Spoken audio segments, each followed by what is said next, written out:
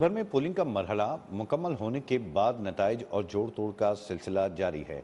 उमूमन इन नताइज के बाद हुकूमत बनने के मुतादिद मराहिल होते हैं, यानी इंतखाबात के नताइज के बाद से हल्फ उठाने तक किसी भी हुकूमत को बनने के लिए कौन कौन से मराहिल से गुजरना पड़ता है, मुलाहिजा कीजिए इस रिपोर्ट में।